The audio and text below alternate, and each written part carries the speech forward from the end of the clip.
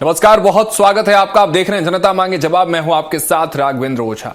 धार की भोजशाला, जहां सालों से आस्था और अधिकार की लड़ाई चल रही थी, जहां हर बसंत पंचमी पर सुरक्षा घेरा बढ़ा दिया जाता था और जहां पूजा और नमाज के बीच अदालतों में लंबी बहस होती रही, आज उसी भोजशाला पर हाईकोर्ट ने ऐतिहासिक फैसला सुना दिया है। हाईकोर्ट ने साफ साफ कहा है कि भोजशाला एक वाग्देवी मंदिर है। अदालत ने एएसआई की सर्वे रिपोर्ट, ऐतिहासिक दस्तावेज और पुरातात्विक तथ्यों के आधार पर यह फैसला सुनाया। अब भोजशाला में रोज पूजा होगी, नमाज नहीं, और मुस्लिम पक्ष को मस्जिद के लिए दूसरी जमीन मांगने की बात कह दी गई है। 98 दिन की सुनवाई, सैकड़ों दस्तावेज, 242 पन्नों का फैसला और अब पूरे देश में इस फैसले की गूंज है। पर सवाल यह है कि क्या भोजशाला विवाद अब खत्म हो गया? क्या यह फैसला सिर्फ एक धार्मिक स्थल का मामला है या फिर देश की राजनीति और अदालतों में एक नया अध्याय की शुरुआत होगी? इस पर करेंगे चर्चा, लेकिन उससे पहले एक रिपोर्ट देख लीजिए।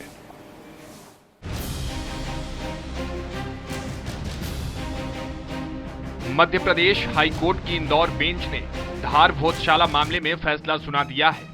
हाईकोर्ट ने भोजशाला को वाग्देवी मंदिर मानते हुए हिंदू धर्म के लोगों को पूजा का अधिकार दे दिया है। कोर्ट ने यह फैसला एएसआई की सर्वे रिपोर्ट पर विचार करने के बाद सुनाया है। कोर्ट ने एएसआई को भोजशाला में संरक्षण का अधिकार भी दिया है। कोर्ट का कहना है कि भोजशाला के अंदर अब कोई नमाज अदा नहीं होगी, वहां रोजाना पूजा की जाएगी। कोर्ट ने मामले में मुस्लिम पक्ष को कलेक्टर को आवेदन कर दूसरी जगह जमीन देने की बात कही है। इधर मुस्लिम समाज ने फैसले को लेकर सुप्रीम कोर्ट जाने की बात कही है। ऐसा कोई धर्म की भावना में बह के या कोई एक तरफा फैसला नहीं करते हैं। ये पूरी फैक्ट्स और उस पर बातें होती है, रिसर्च पे। इतने साल इसलिए लग गए इसमें क्योंकि इसमें पूरी फैक्चुअल रिसर्च हुई है, आर्कियोलॉजिकल सर्वे की रिपोर्ट आई है कि क्या पहले जो हिंदू पक्ष ने बात रखी क्या वो सच है और उसमें क्या क्या ओरिजिनलिटी है। तो इसमें एक्सपर्ट की जितनी भी गवाही हुई है उस बेसिस पे जजमेंट आया है। धार भोजशाला मामले पर बीजेपी विधायक रामेश्वर शर्मा का कहना है कि सत्य को कभी पराजित नहीं किया जा सकता है। तो वहीं कांग्रेस विधायक आरिफ मसूद ने धार भोजशाला मामले में हाईकोर्ट के फैसले पर प्रतिक्रिया देते हुए कहा कि वे सुप्रीम कोर्ट का रुख करेंगे। उन्होंने आरोप लगाया कि एएसआई के सर्वे के आधार पर फैसला दिया गया, लेकिन उनकी बात नहीं सुनी गई। ये कैसी विटंबना है कि जो दुनिया को न्याय देता था उस परमात्मा को भी आज न्यायालय के शरण जाना पड़ता है। पर फिर भी न्यायालय के प्रति जो हमारी उदारता है, न्यायालय के प्रति जो हमारा दृढ़ विश्वास है कि सत्य जीतेगा, सत्य पराजित नहीं हो सकता, आज उस सत्य की जीत पर मैं करोड़ों हिंदुओं की कुर्बानी के बाद भी उन बलिदानी सूरवीरों को नमन करता हूं। कि दलील या दस्तावेज के आधार पर फैसला नहीं हुआ। हाई कोर्ट ने जो फैसला दिया है, जो अभी पढ़ने में आया पहला, उस फैसले में यह प्रतीत होता है कि उन्होंने एएसआई की सर्वे को मानकर निर्णय दिया, जो गलत है। धार की भोजशाला पर आया हाईकोर्ट का फैसला सिर्फ एक धार्मिक स्थल का मामला नहीं, बल्कि इतिहास, आस्था और कानून के लंबे संघर्ष का बड़ा पड़ाव बन गया है। 242 पन्नों के फैसले में अदालत ने भोजशाला को वाग्देवी मंदिर माना है। तो वहीं मुस्लिम पक्ष अब सुप्रीम कोर्ट जाने की तैयारी में है, यानी कानूनी लड़ाई अभी खत्म नहीं हुई है। लेकिन इस फैसले ने देश भर में एक नई बहस जरूर छेड़ दी है। अब सवाल यही है कि क्या भोजशाला विवाद में हाईकोर्ट का फैसला ही अस्थायी समाधान है या फिर सुप्रीम कोर्ट से कोई नई कहानी सामने आएगी? Payal Chaurasia, special desk report, Bhopal. मेहमान हमारे साथ जुड़ चुके हैं, उनका परिचय करा देता हूं। श्री दुबे जी वकील हैं, हमारे साथ जुड़ चुके हैं। उनसे, श्री दुबे जी से हम समझेंगे इस पूरे मामले को लेकर, इस मसले को लेकर जो भी जुडिशियल पॉइंट्स है, जो भी पेचिंदियां रही, वो श्री जी से समझने की कोशिश करेंगे इस चर्चा में। इसके साथ ही सुमित चौधरी जी हमारे साथ जुड़ रहे हैं, महामंत्री हैं भोज मुक्ति समिति के। आपका भी स्वागत है सुमित जी। श्री जी आपका भी स्वागत है। और रिजवी डॉक्टर हसन रिजवी, मुस्लिम स्कॉलर हमारे साथ जुड़ रहे हैं, जो मुस्लिम पक्ष का पक्ष रखेंगे। रिजवी जी आपका बहुत बहुत स्वागत है। शुरुआत सुमित जी आपसे कर रहा हूं। एक बड़े संघर्ष के बाद आपके पक्ष में जरूर यह फैसला आया है। कानूनी जीत मानते हैं इसे या सदियों पुरानी ऐतिहासिक न्याय की वापसी मान रहे हैं आप लोग इसे? देखिए भोजशाला, हेलो जी, आवाज आ रही है सुमित जी? जी, देखिए भोजशाला जो है 1034 में राजा भोज ने इसका निर्माण करवाया था और तब से लेकर आज तक हिंदू समाज संघर्षरत रहा है। 13वीं शताब्दी में मुगलों का आक्रमण हुआ और उसके बाद से ही भोजशाला अपने न्याय के लिए प्रतीक्षारत थी। आज वो दिन आया जब न्यायालय की पूरी प्रक्रिया के बाद में हिंदू समाज के पक्ष में ये परिणाम आया है। हम उसका स्वागत करते हैं। क्योंकि 1-2 दिन का संघर्ष नहीं रहा, ये 750 साल का संघर्ष रहा है। सुमित जी, लेकिन इस न्याय से एक दूसरा पक्ष नाराज है, कह रहा है कि सुप्रीम कोर्ट का दरवाजा खटखटाया जाएगा। उस पर क्या प्रतिक्रिया होगी? क्योंकि जब न्याय की बात होती है, जैसे आप ऐतिहासिक न्याय कह रहे हैं, सांस्कृतिक न्याय जिसे आप लोग कह रहे हैं, आपका पक्ष कह रहा है, दूसरा पक्ष कह रहा है कि नहीं, उनकी बात ही नहीं सुनी गई। देखिए, पूरी न्यायालय प्रक्रिया के बाद, ऐसे सर्वे के बाद में ये परिणाम आया है, और हम भारतीय हैं, हमें देश की सर्वोच्च न्यायालय पर पूर्ण विश्वास रखना चाहिए, और जो कोर्ट का निर्णय है उसको मानना चाहिए। संविधान से ऊपर कोई नहीं है, हमें देश की जो न्याय व्यवस्था है उस पर भरोसा रखना पड़ेगा। डॉक्टर हसन जी, आप भी भारतीय, हम सब भारतीय, और इसी की बात अभी सुमित जी कह रहे हैं, भारतीय जो भी हैं, संविधान के दायरे में यह फैसला आया है, स्वीकार कर रहे हैं आप लोग? क्योंकि जो बयान सामने आ रहे हैं उससे तो साफ तौर पर ये तस्वीरें साफ हो रही हैं कि आप लोग इस न्यायिक प्रक्रिया से खुश नहीं है, सुप्रीम कोर्ट का दरवाजा खटखटा रहे हैं। कहां लग रहा है कि भरोसा नहीं हो रहा है आपको इस फैसले को लेकर? किस पॉइंट पे? रिजवी साहब, कोर्ट का निर्णय आया है, उसका आदर सभी लोग करते हैं, वो लोग भी कर रहे हैं। जिनको लगता है कि हमारे साथ न्याय नहीं हुआ है, वो एक भारतीय संविधान और भारतीय कानून की एक प्रक्रिया है कि अगर आपको लगता है कि आपके साथ निर्णय नहीं है या आपकी बात नहीं सुनी गई है या आपको ऐसा, तो उसके लिए जो सुप्रीम कोर्ट का रास्ता खुला हुआ है, वो उस प्रक्रिया के तहत सुप्रीम कोर्ट जाना चाहते हैं तो वो लोग जाएंगे, जा करके अपनी बात को रखेंगे, और जो भी न्याय सुप्रीम कोर्ट के द्वारा दिया जाएगा उसको सभी को मानना पड़ेगा। क्योंकि हिंदुस्तान के जो न्याय प्रणाली है उसमें जो भी न्याय पालिका का न्याय किया जाता है वो सारी चीजों, और हमेशा सभी फैसलों में ऐसा होता है कि दो जो समूह होते हैं उनमें से किसी एक के पक्ष में होता है, दूसरा उसको अपना जो है लगता है कि मेरे साथ सही फैसला नहीं हुआ, तो उसके ऊपर की अदालत में जाके वो निर्णय को चैलेंज करता है। तो ये एक प्रक्रिया है, इसमें कोई ऐसा बहुत बड़ा वो नहीं है।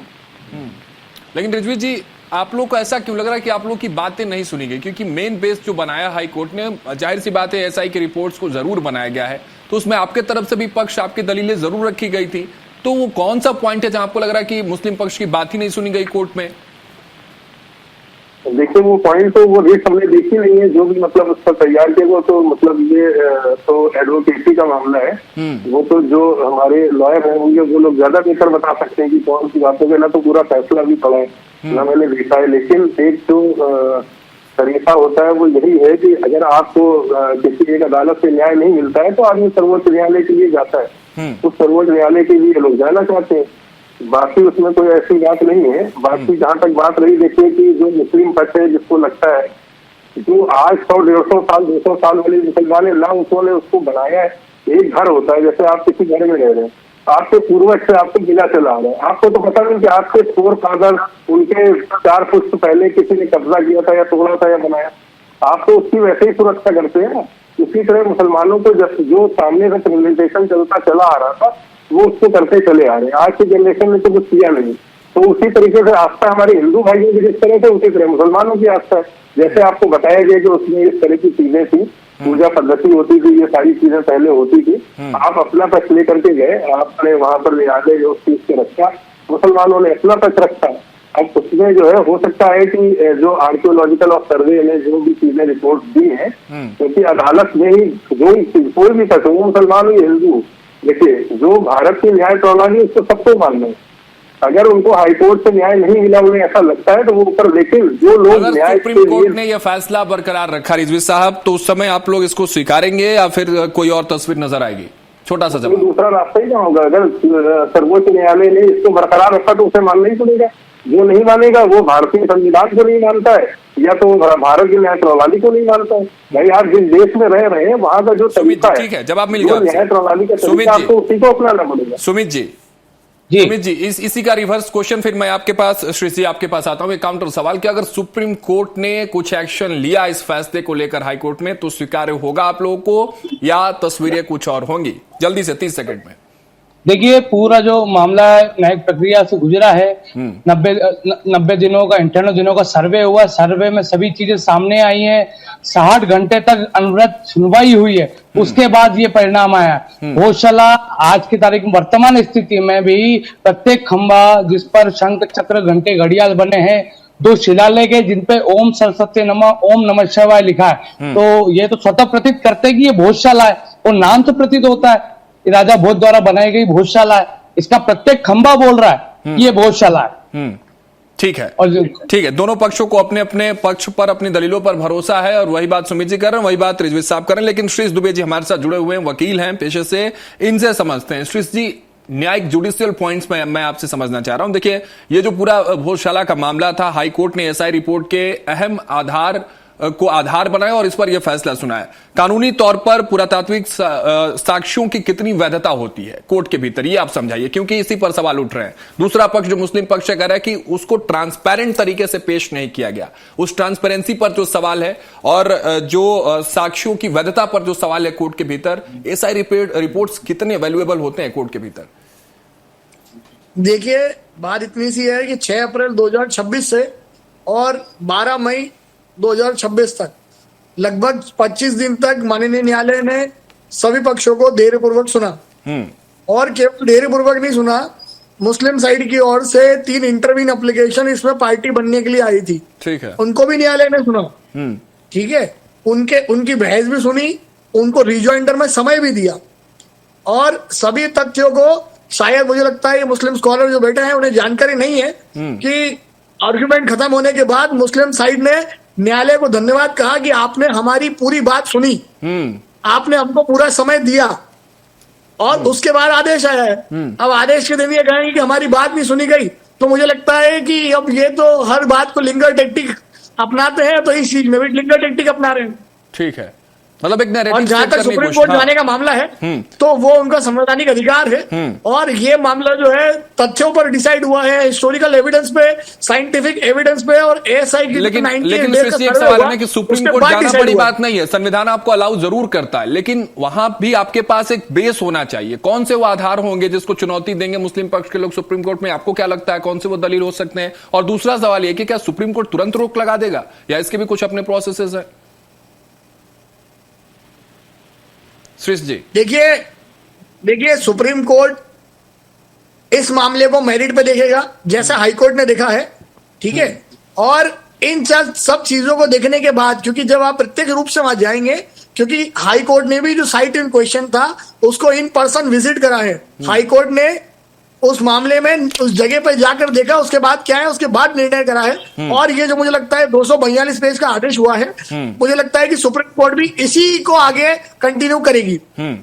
ठीक है, हसन रिजवी साहब, कोई नैरेटिव सेट करने की कोशिश की जा रही है क्या? नहीं लग रहा है कि अब इस तरह के नरेशन से जो आपसी सौहार्द है, भाईचारा है, उसका माहौल बिगड़ेगा? जिस तरह से बात जो श्री जी कह रहे हैं कि दोनों पक्षों को सुना गया, इत्मीनान से कोर्ट ने सुना है, क्योंकि यह मामला अपने आप में बेहद संवेदनशील है।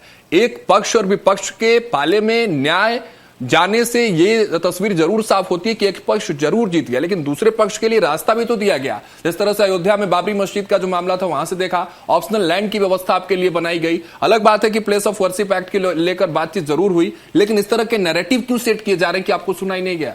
हसन रिजवी साहब, देखिए, ऐसा है कि जो मतलब वादी है, उन लोगों की तरफ से क्या कहा जा रहा है, क्योंकि मेरा उनसे कभी कोई बात नहीं हो रही, लेकिन एक जनरल बात मैं आपको बता रहा हूँ कि किसी भी कोई भी जो न्यायालय में मामला होता है उसमें 2 पक्षकार होते हैं, तो किसी एक को ही न्याय मिलना है, समझ रहे ना, वो तो होना है। तो जो दूसरा पक्ष होता है, जिसको लगता है कि मुझे न्याय नहीं मिला, तो वो एक प्रक्रिया होती है कि संवैधानिक प्रक्रिया है कि वो जाकर के उससे ऊपर की अदालत में उसको चैलेंज करती है। उसको न्याय मिलेगा कि नहीं मिलेगा ये तो डिसाइड तभी होगा जब वो वहां जाएंगे, जाने के बाद उनको सुना जाएगा। हो सकता है कि यही ऑर्डर जो है वो कंटिन्यू हो जाए, या हो सकता है कि कुछ फैसला बदल जाए। तो ये क्या है कि उससे पहले आप किसी को समझा नहीं सकते।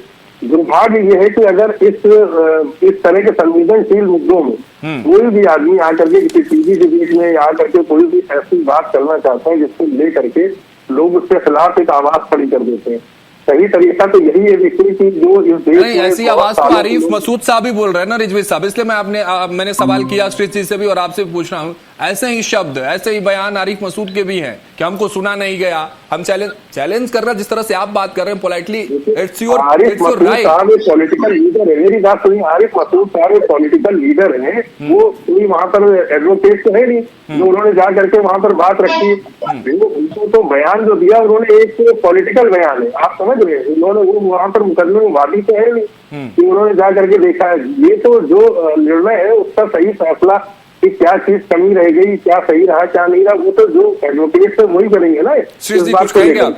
सुरेश जी आप कुछ कहना चाह रहे हो? सुरेश जी 30 सेकंड। मतलब मैं ये कहना चाह रहा हूँ कि मतलब आरिफ मसूद जी जो है वो राजनीतिक बयान दे रहे हैं, मुस्लिम पक्ष राजनीति कर रहा है।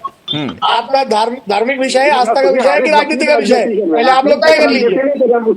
मुस्लिम पक्ष को ऐसा लग रहा है कि शायद मैं सुप्रीम कोर्ट जाऊंगा तो मेरा जो आप देख लीजिए यहाँ पे या उन्हें किसी तरह की कमी लग रही तो वो वहां पे जाके अपना पक्ष रखेंगे। ये एक संवैधानिक अधिकार होता है, उस अधिकार का पालन करते हुए वो जाना चाहते हैं। सुमित जी आपका रुख कर रहा हूं कि देखिए जो भी नैरेटिव सेट करने की कोशिश हो रही हो पॉलिटिकली, जो भी इसमें जो है गेन करने की कोशिश की जा रही हो, लेकिन मामला उससे इतर होना चाहिए, क्योंकि एक जिम्मेदारी अब आप लोग के भी कंधे पर है कि इस देश के भीतर, प्रदेश के भीतर इस फैसले के बाद आपसी सौहार्द ना बिगड़े।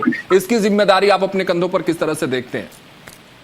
देखिए, जो पूरा प्रकरण है इसमें भोजशाला एक अलग सर्वे नंबर है, कमाल मौलाना मस्जिद एक अलग सर्वे नंबर है ना। वहां पर जो विवाद की स्थिति है वो शुक्रवार की नमाज है, जो इसको कमाल मौलाना मस्जिद कहते हैं। आज स्पष्ट हुआ वो परिसर जहाँ पर भोजशाला है, जहाँ पर यज्ञ कुंड है, वो मंदिर हुआ है। यहाँ पर मस्जिद का कोई वो नहीं है। यहाँ पर तो सिर्फ जो मंदिर है, जो स्ट्रक्चर है, आज उसका नाम जो है क्लियर हुआ है कि ये मंदिर है।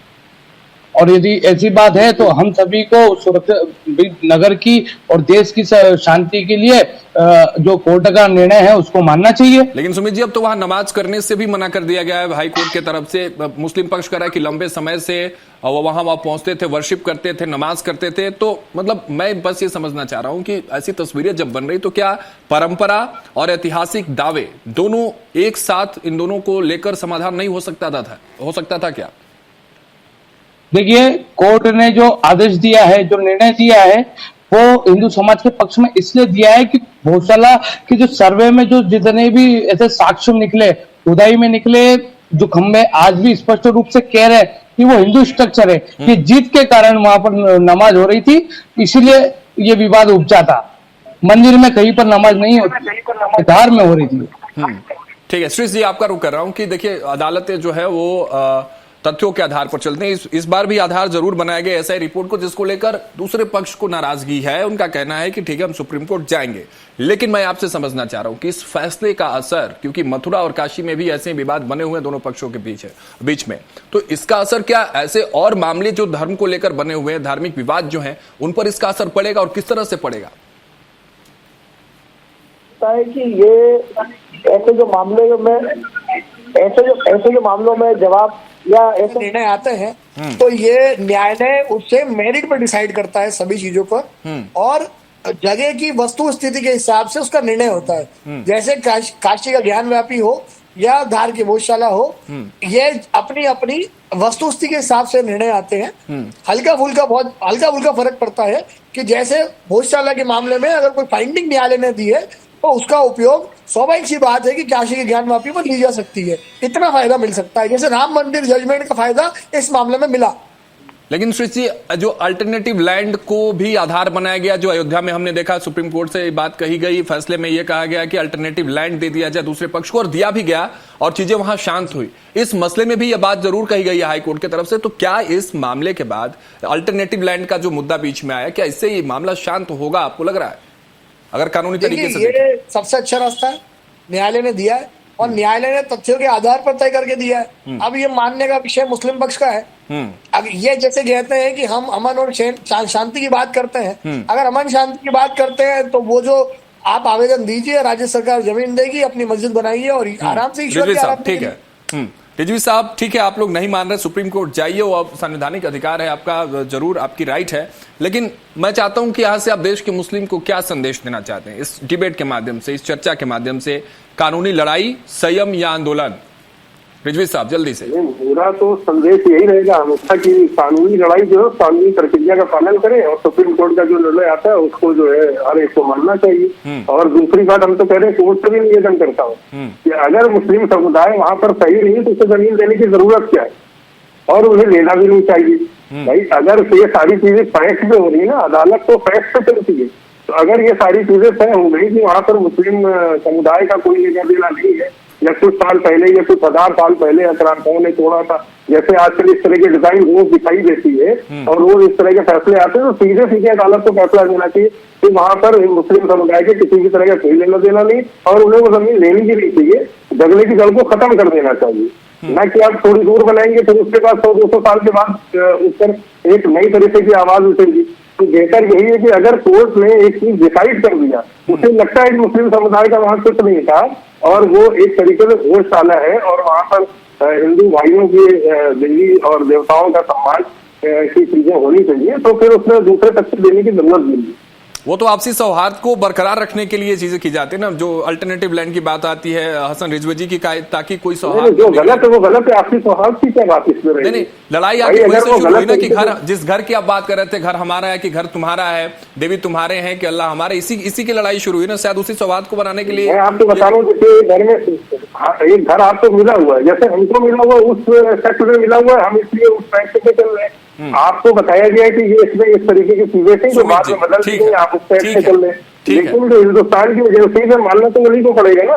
जब आर्कियोलॉजिकल सर्वे ऑफ इंडिया ने जो भी रिपोर्ट्स लगाई हैं, जो भी जुडिशरी ने उसको माना है और मान करके सारी चीजें जो है फैसला किया है, तो उसमें मुझे नहीं लगता है कि बहुत ज्यादा ऐसा जमीन लेने की कोई ऐसी जरूरत है। ठीक है, एक बड़ा संदेश आपने दिया, एक बड़ा संदेश आपने दिया, लेकिन सुमित जी आप क्या संदेश देंगे हिंदू पक्ष को और पूरे प्रदेश के साथ देश को? अभी क्योंकि आपके खाते में, आपके पाले में विजय जरूर है, तो विजय का संदेश होगा या संवाद का संदेश होगा, सौहार्द का संदेश होगा? सुमित जी। देखिए, निश्चित ही जो कोर्ट का आज फैसला आया है हम उसका सम्मान करते हैं, पर अति में अतिशयोक्ति न हो। हम सभी को यही संदेश देना चाहते हैं कि जो कोर्ट का निर्णय आया है हम उसका स्वागत करते हैं और जो कोर्ट ने जो कंडीशन दी है हम उसका भी सम्मान करते हैं, हम उसकी अवहेलना नहीं करना है और ऐसी कोई स्थिति भी न बने जिससे धार शहर की शांति भंग हो, और ये धार शहर हमारा है और हमें इसकी रक्षा करना है।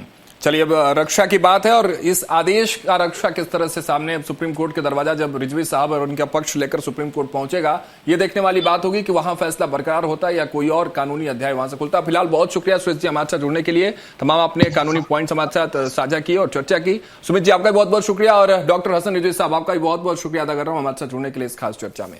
तो देखिए, तथ्यों के हवाले के साथ भोजशाला हिंदुओं के पक्ष में अब की बार जरूर गया है, लेकिन दूसरा पक्ष यानी कि मुस्लिम पक्ष साफ तौर पर नाराजगी जताते हुए कह रहा है कि एसआई की जो रिपोर्ट्स हैं वो ट्रांसपेरेंट, पारदर्शी नहीं थे और उनकी बातें नहीं सुनी गई। अब सुप्रीम कोर्ट का दरवाजा खटखटाने की उनकी बारी, देखने वाली बात होगी कि अब हाई कोर्ट से सुप्रीम कोर्ट तक का यह सफर जो भोजशाला का होने वाला है उसमें हाई कोर्ट का ही फैसला आखिरी फैसला होगा या इस फैसले पर कोई और नई कहानी खुलकर सुप्रीम कोर्ट से सामने आएगी। फिलहाल ये पूरा मसला, ये पूरा मामला हल हुआ है हाई कोर्ट की तरफ से और हिंदू पक्ष की तरफ फैसला ये गया है और हाई कोर्ट ने साफ कहा कि यहां हिंदू देवी देवता विराजमान है, इसलिए भोजशाला हिंदुओं का हुआ है। इसी के साथ इस चर्चा को यहीं समाप्त करते हैं। आप देखते रहिए स्वराज एक्सप्रेस।